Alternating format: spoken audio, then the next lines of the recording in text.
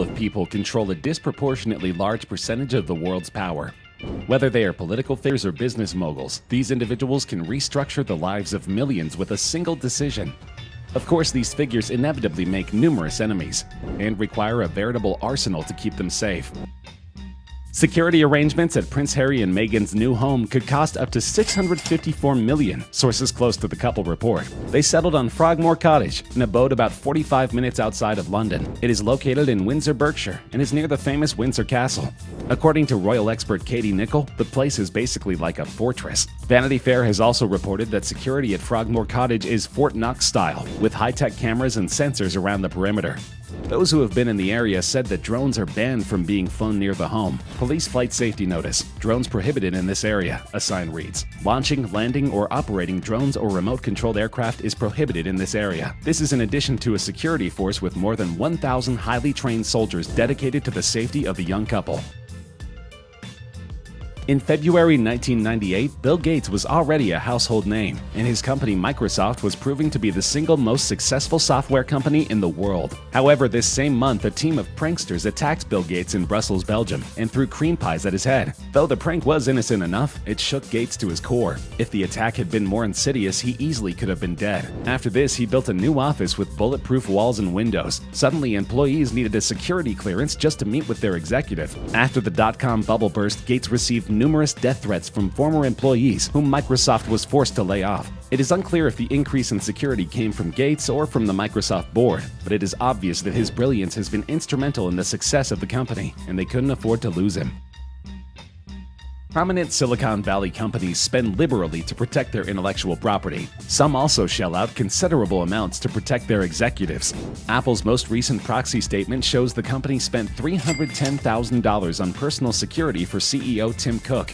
But that's a fraction of other tech giants' expenditures. Facebook CEO Mark Zuckerberg was the costliest executive to protect. Facebook spent $7.3 million on his security in 2017, and last summer the company told investors that it anticipated spending $20 million annually.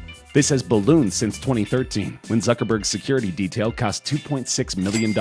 In a statement, Facebook said, "We believe that Mr. Zuckerberg's role puts him in a unique position. He is synonymous with Facebook, and as a result, negative sentiment regarding our company is directly associated with and often transferred to Mr. Zuckerberg." Armed executive protection officers stand on constant guard outside Zuckerberg's gated homes in the Bay Area, at least one of which also features a panic room. If he goes to a bar, his team will first sweep through to make sure it's safe. They will vet any new doctors, and they will assess his instructors if he wants to take up a new hobby. He is driven everywhere, with the security team monitoring traffic and adjusting his route accordingly. Xi Jinping, the president of China, is another controversial and powerful head of state. The Central Security Bureau remains secretive, and little is known about its internal functions. However, the team is allegedly 5,000 people strong and uses a network of helicopters, drones, and armed guards to secure locations days in advance of Jinping's arrival. Because China puts a huge emphasis on cybersecurity, the Central Security Bureau has a separate team to deal with any perceived online threat. However, in the past, the CSB has been used directly against the Chinese head of state. Apparently, in the 1970s, many of its highest-ranking officers planned a failed coup against then-leader Mao Zedong. Though the coup was quashed, people still question the loyalty of this semi-autonomous organization. When the unit was first formed, it had high requirements for enlistment. Any candidates must be a junior high school graduate, a requirement that does not appear to be much today, but it was considered tough back in the early 1950s, when over half of the Chinese population was illiterate. The unit was prohibited from participating in any public parade, with only a single exception. After the arrest of the Gang of Four, a huge celebration was held in October 1976 in Beijing, and the unit was granted permission to participate in this single public event.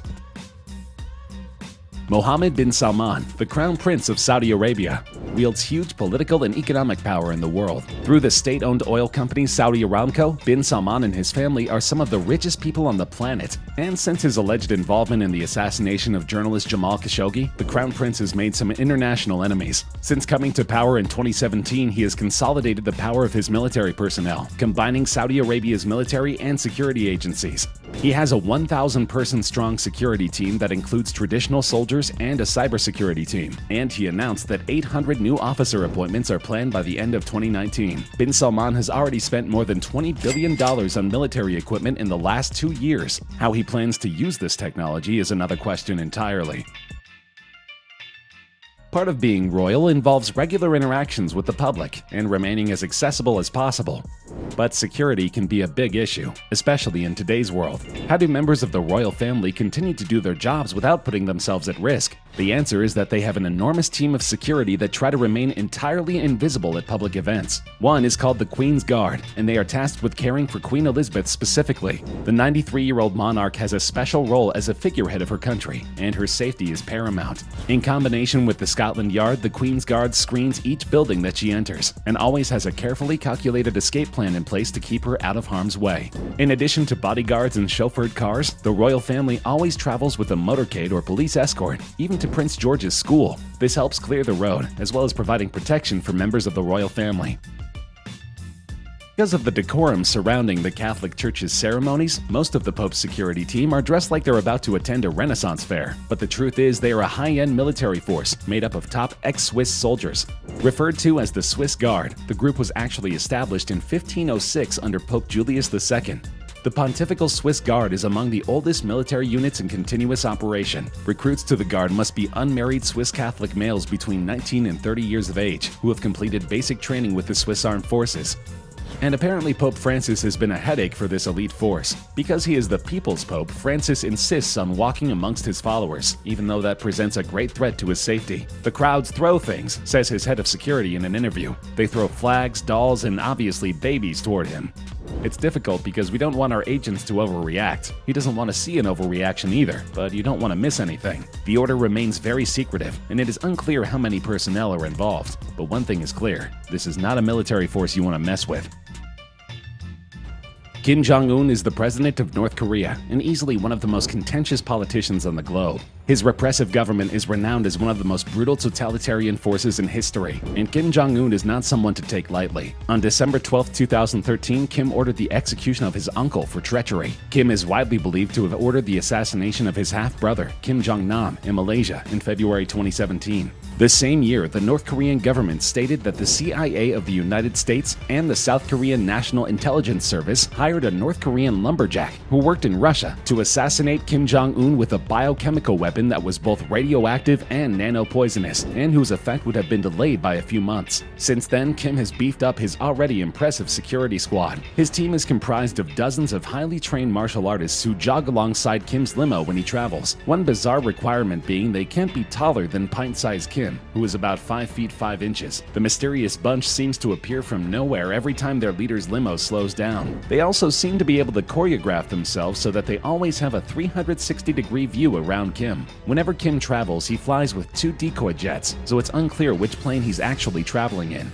All in all, Kim is said to have 90,000 soldiers at the ready to defend him personally at any moment.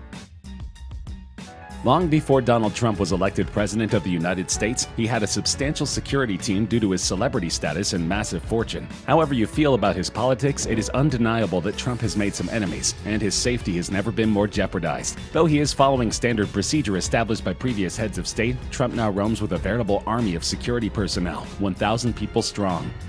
The presidential motorcade includes a quick response team, a sealed cabin, and a unit to respond to nuclear, biological, or chemical weapons. In addition to Air Force One, debatably the most secure aircraft in the world, Trump's armory includes the presidential limousine, nicknamed the Beast, the Marine One helicopter, plus a litany of supporting vehicles and staff. They're all designed to keep the president safe and away from protesters. However, Trump's leisure trips have invoked criticism. His trips to play golf at his Mar-a-Lago resort in Florida have cost taxpayers just shy of $150 million.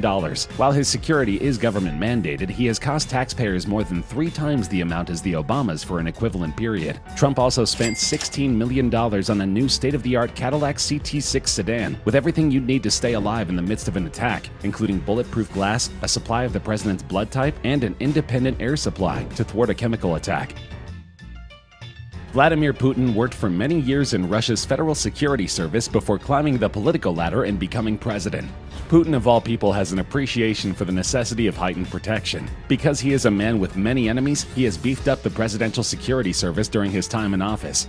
Though the organization is necessarily secretive, Putin employs 2,000 to 3,000 plainclothes officers to guard him at any given time. They secure any buildings that he is scheduled to enter and work around the clock to mitigate any threats to his safety. The unit has armored cars, drones, and even a dedicated psychological security unit that collects intelligence regarding any perceived threat either at home or abroad. And it pays to do well in these positions. Many of Putin's guards have been promoted to prestigious positions in the Kremlin and gained wealth and prosperity. And Putin has gifted many of them prized properties in the most highly sought-after parts of Russia, often turning to bribery, intimidation, and blackmail to scare the current residents out of their homes. Some were decorated World War II veterans whom the Soviet Union had promised lifetime employment and pensions, but in the newly independent Russian Federation, there can be no such guarantees. During the 1990s, these workers say, a small clique of powerful businessmen and criminals used manipulation, forgery, intimidation, and even beatings to seize their land. Needless to say, Putin is a very well-protected man.